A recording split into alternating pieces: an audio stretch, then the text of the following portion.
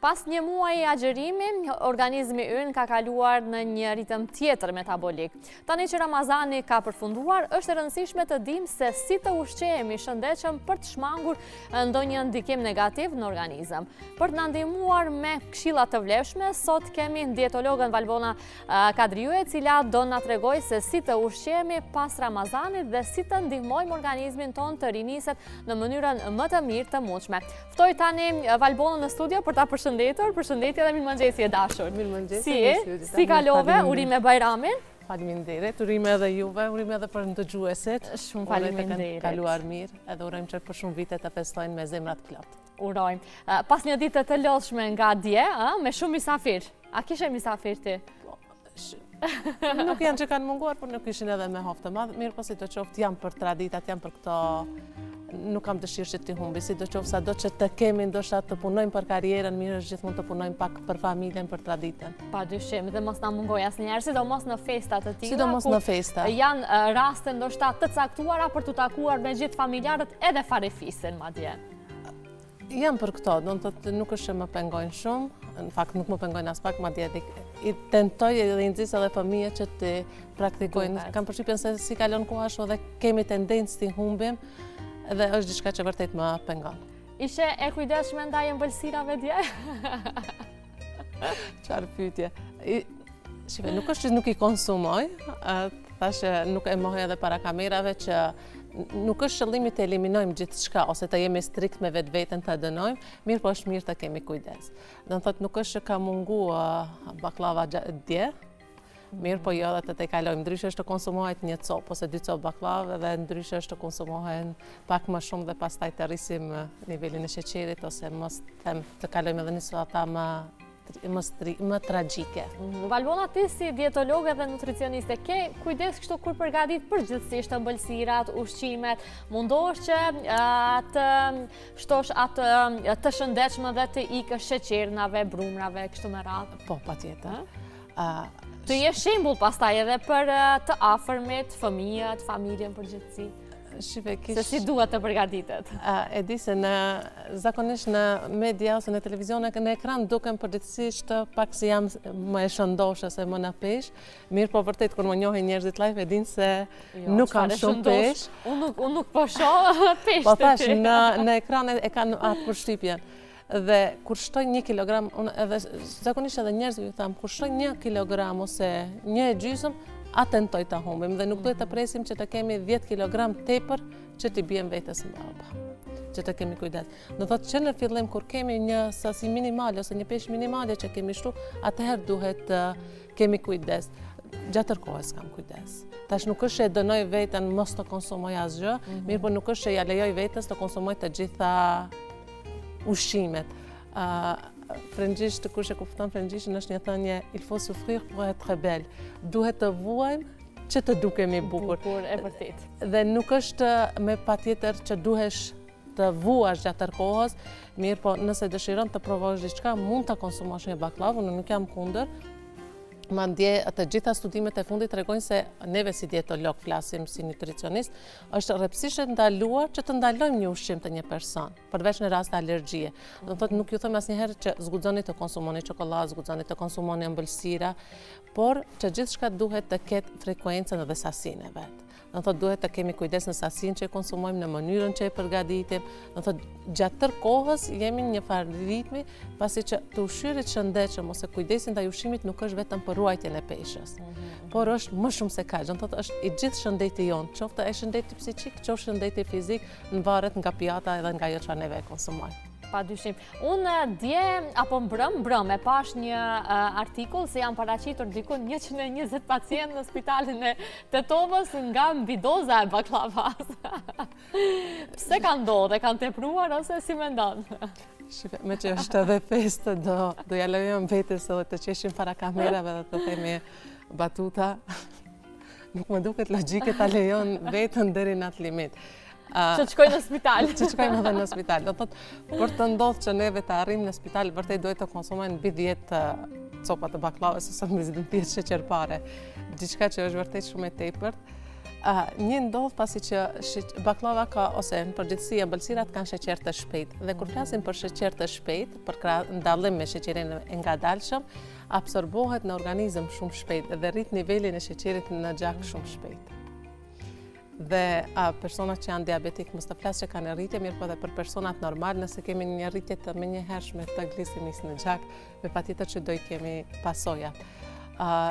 Problematika tjetër është se një muaj kemi pauzuar neve. Po, sa po desha ndërlidhem atë? Një muaj kemi pushuar, organizmi jonë ka qenë në pushim. Dhe flasim kryesisht për shembull për sistemin e tretjes, për zorët, janë mësuar që mos të kenë ushqim. Dhe tash për një herësh neve i vije si shok ajo organizmit, japim 10 baklava. Nga asgjë baklava. Nga asgjë baklava dhe i kemi traumatizuar zorët një farë mënyre. Po. Sa është dashur që të nisim dje shëndetshëm ditën e Bajramit, duke i shmangur sa do pak në mëngjes të pak të ëmbëlsirat. Si është dashur të nisej? Me çdo kush është dashur të kemi kujdes. Do thotë sikur një foshnjë kur e zgjojmë nga gjumi, asnjëherë nuk shkojmë me atë që thash me traumë pak më herët. Asnjëherë nuk shkojmë ta zgjojmë nga gjumi dhe ta friksojmë një farë mënyrë njëjta vlen edhe për organizmin tonë. Mos kemi tranzicion në organizëm. Do të thotë mos t'i shkaktojmë vërtet një çrregullim të papritur, pasi që edhe trupi jon adaptohet dhe mësohet. Do të thotë vetë natyra e ka fal ashtu trupin ton, vetë shkenca e bën që ne vetë duhet të adaptohemi gradualisht ndaj një procesi. Dhe ajo çfarë minimalja çfarë është dash të bëjmë dje është të marrim diçka një supë, po jo shumë të ngrohtë, jo shumë të ftohtë, diçka me një temperaturë më ideale. Të marrim çajra në mëngjes, që të adaptojmë trupin që do japim ushqim. Pasi që mos të harrojmë se për një muaj neve rresht nuk kemi konsumuar periudhën e mëngjesit. Do të thotë kemi konsumuar në syfyr që kanë kaluar 4 ose disa orë derisa kemi konsumuar dje të themi mëngjesit. Dhe tash organizmi është mësuar që mos të merr ushqim gjatë asaj periudhe dhe të jetë në pushim, zorët të jenë në pushim, organet që ndihmojnë tërhetjen të jenë në pushim. Dhe është dashur të marrim diçka që është më e lehtë për tërhetje, diçka që nuk i kushton shumë punë organizmit dhe pastaj gradualisht të marrim ushqimet, të vazhdojmë të marrim ushqime të lehta gjatë ditës. Ushqime që tërheten më lehtë, në vend të mishit, për shembull të ishte peshk, në vend të nuk e di tash në mëngjes çfarë kemi. Po pesh nuk e kemi në tradit për Bajram. Dyshoj që ka qenë jani ose gullash, por një pjesë të madhe që është më e vështirë për tërhetje.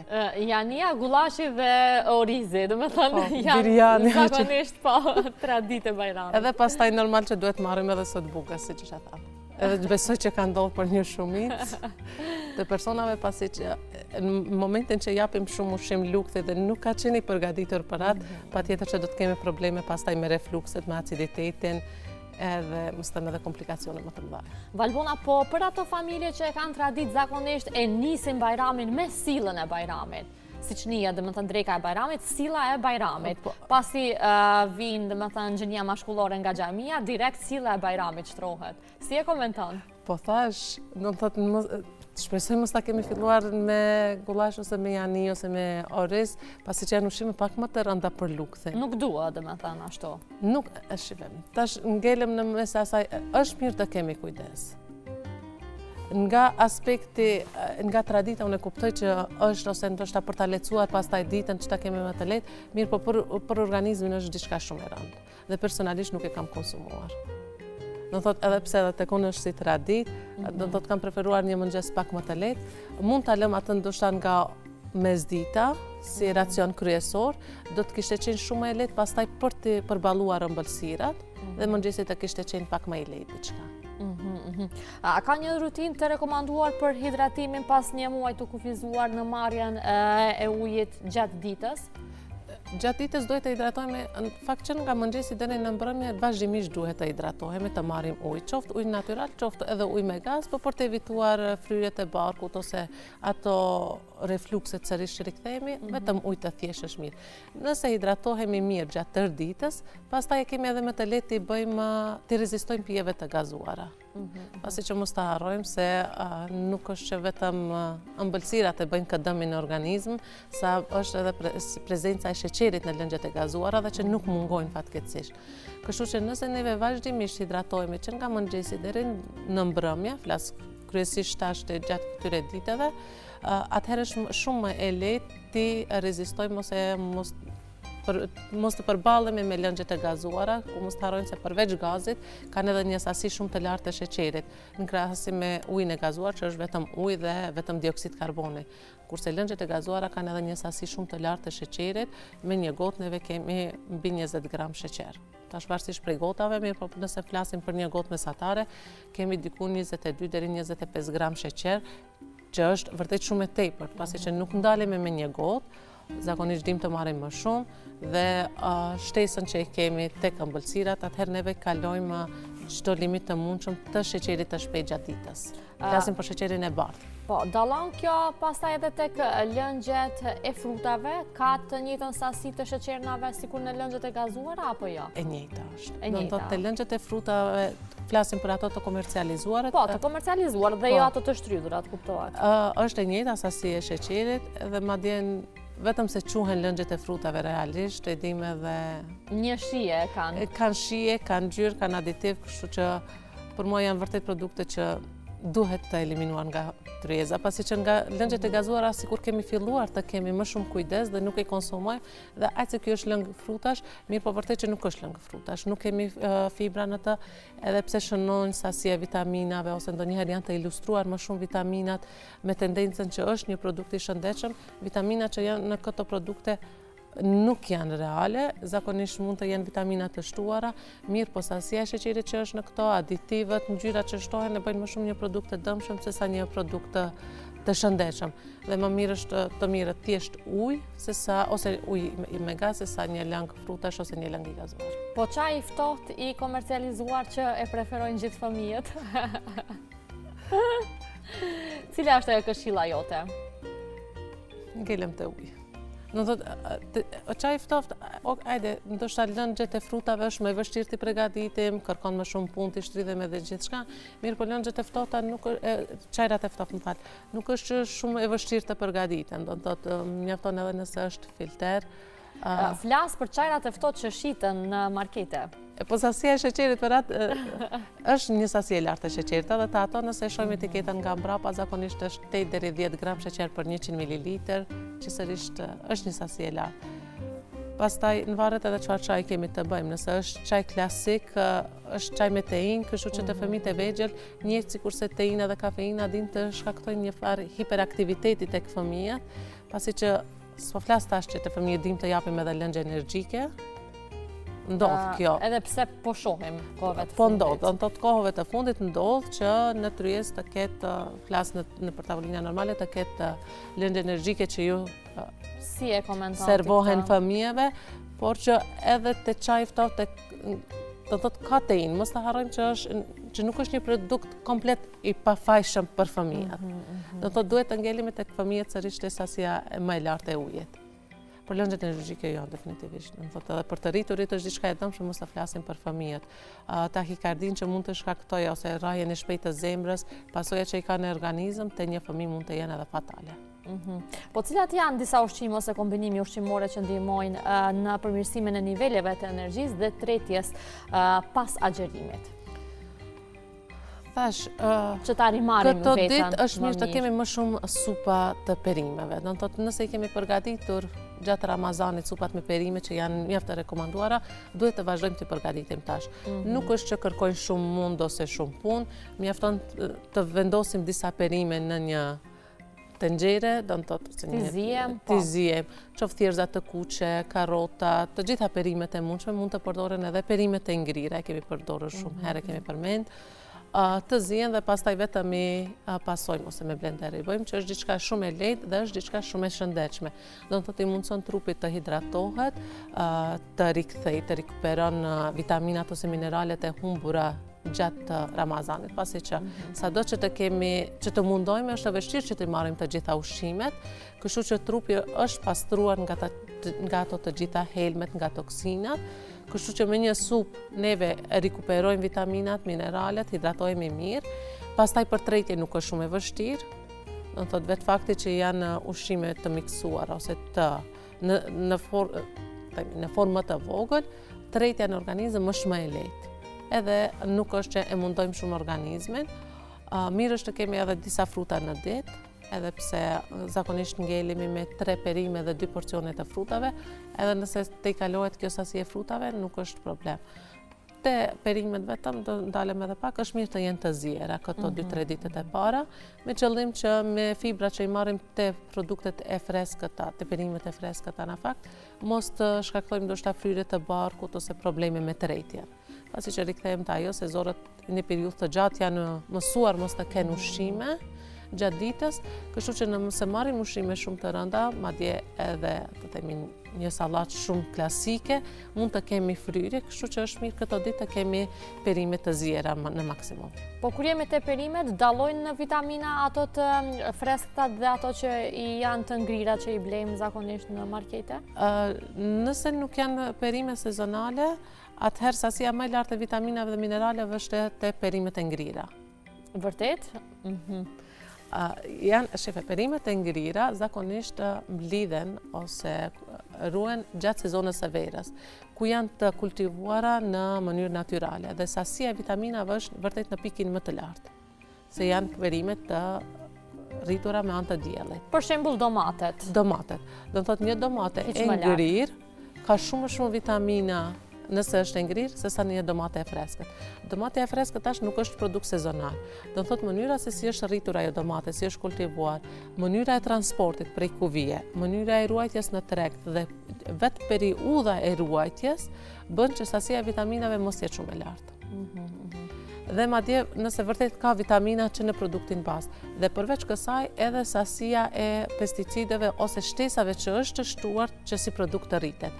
Kurse me ngrirjen e produkteve neve kemi ndërprerje të gjitha procesave biologjike, siç themi, procesin e oksidimit, të frymarrjes së frutave ose perimeve dhe të gjitha këto ndalesa bëjnë që vitaminat të ruhen në maksimum të një produkt. Kështu që nëse nuk janë 100%, mund të jenë 99% prezent në produktet e ngrira, mirë po në krahasim me një produkt jo sezonal që e gjejmë në treg, janë shumë të larta. Pasi që vetë qëndrimi i produktit në treg për një periudhë më të gjatë e bën që neve të kemi humbje të vitaminave, të cilat janë të ndjeshme ndaj dritës, ndaj temperaturave, por edhe që vetë mënyra e kultivimit e bën që tash mos të kenë sasi të larta të vitaminave. Po. Valbona, po ndonjë lloj detoksi natyral që rekomandohet për pastrimin e organizmit pas agjerimit? Nëse neve kemi ndjek disa këshilla gjatë agjerimit, të kemi kujdes, vetë agjerimi është si mënyrë detoksi. Do të thotë vetë agjerimi ka qenë një pastrim i organizmit tonë, pastrimi i helmeve ose toksinave që i kemi marrë, pastrimi i qelizave të dëmshme që është bërë me anë të autofagjisë ose vetë ngrënies së qelizave të dëmshme, kështu që vetë me mbarimin e agjerimit neve vetë se jemi të pastruar. Ajo çfarë është mirë ndoshta të bëjmë që një herë në javë të vazhdojmë me një farë mënyrë agjerimin. Do të thotë jo agjerim total ku eliminohen të gjitha, pasi që veç temperaturat do të fillojnë të rriten, por një ditë agjerimi ku mund të konsumojmë neve vetëm ujë dhe fruta dhe perime. Dhe të eliminojmë të gjitha ushqimet tjera. Një lloj diete faktikisht. Një farë regjimi ushqimor më shumë të kisha thënë. Një ditë dhe mundson kjo që neve të eliminojmë ndoshta nëse kemi konsumuar gjatë tërë javës ndonjë ushqim në sasi më të lartë edhe në sasi më të tepërt, por që sërish do rikthehemi te ajo që u tallëm në fillim, është mirë që gjatë tërë kohës neve të kemi kujdes. Do thotë shpesh herë e përsëris, edhe më duket vetja sikur përsëritem shumë, por që ushqimi, të kemi kujdes ndaj ushqimit nuk është vetëm për persona që dëshirojnë të humbin peshë, ose vetëm persona që duan të ruajnë peshën. Të kemi kujdes ndaj ushqimit është për të gjithë neve. Përfshirë që nga fëmijët më të vegjël deri tek personat më të moshuar. Jo të bëjmë ndalesa të ushqimit, por thjesht të kujdesemi, të sasin, frekuencën, madje ajo çfarë është më e mira që e mësuam gjatë Ramazanit është që të kemi orare fikse. Po, shumë e vërtetë. Ajo të gjitha kohën se nuk mund të gjejnë kohën, nuk mund të hajnë orare fikse. Nuk mund të mblidhen familjarisht. Por që ekziston mënyra. Do të thotë, nëse neve vërtet mundohemi, mund të kemi një orar fiks. Nëse i vendojmë kushte, domethënë vetës. Kushte vetës. Sa më fiks të jemi neve në orarin e ushqimit, aq më lehtë edhe do ta kemi pastaj të organizojmë atë se çfarë hap. Nëse kemi një mëngjes fiks, një drekë dhe një darkë fikse, neve kemi shumë lehtë pastaj të rregullojmë edhe mënyrën se si ushqehemi. Mendoni që është më shëndetshëm ajo? Nëse hajmë, dhe me thënë me regull në orë të caktuara? Definitivisht që është me shëndechme. Pasi që, thashtë ajo, organizmi mësohet, do të thotë adaptohet që, për shembull, nëse marrim mëngjesin çdo ditë në ora 7 dhe në ora 6:30 vetë organizmi do filloj me atë orarin e vet, të tajit, të përgatit trupin, do të thotë fillon me tajitjen e lëngjeve, hormoneve që ndihmojnë tërhetjen. Dhe neve kur e marrim ushqimin e kemi më të lehtë. Nëse kemi orare fikse, neve gjatë tërë kohës do të arrim të kontrollojmë ndjenjën e ngopjes dhe urisë, që është shumë e rëndësishme. Pasi që nëse neve marrim ushqim atë sa kemi nevojë, sa trupi mund të shpenzoj dhe sa trupi toni duhet, neve nuk mund të kemi probleme pastaj me mbipeshën ose probleme tjera. Problemet ndodhin kur neve marrim ushqim më shumë se sa që trupi jon ka nevojë, më shumë se sa trupi jon mund ta shpenzoj ose ta shfrytëzoj. Qartë. E dashur, unë të falemderoj jashtëzakonisht shumë për gjitha këto këshilla që patë mundësi të na servosh në këtë formë dhe në këtë mënyrë, në ditën e parë tani që nuk po agjerojmë më, në fakt në ditën e dytë, në ditën e parë pas Bajramit, edhe pse dje organizmi jonë ishte pak a shumë i ngarkuar, por që urojmë që të kemi kujdes dhe të bëjmë një orar fiks me ushqimin, ashtu si që thatë edhe ju, dhe sigurisht që të kemi kujdes çdo herë se çfarë të hajmë, si të ushqemi dhe çfarë t'i servojmë pastaj edhe fëmijëve tanë. Ishte kënaqësi edhe për mua, si se vetë, ajo çfarë neve ushqehemi ndikon edhe tek fëmijët se si të ushqejnë dhe është vetëm një këshill që të arrijnë të ndëgjojnë trupin e vet. Do thotë të mësohen të ndëgjojnë ndjenjën e ngopjes dhe urisë dhe të respektojnë këto ndjenja që ja jep, këto sinjale që ja jep në fakt trupin. Nëse neve arrijmë që të respektojmë sinjalet, të ndëgjojmë dhe të respektojmë sinjalet që na jep vetë trupi jon, do të jetë gjithçka në rregull. Edhe më e lehtë pastaj. Më e lehtë pastaj. Shumë faleminderit, ishte shumë kënaqësi.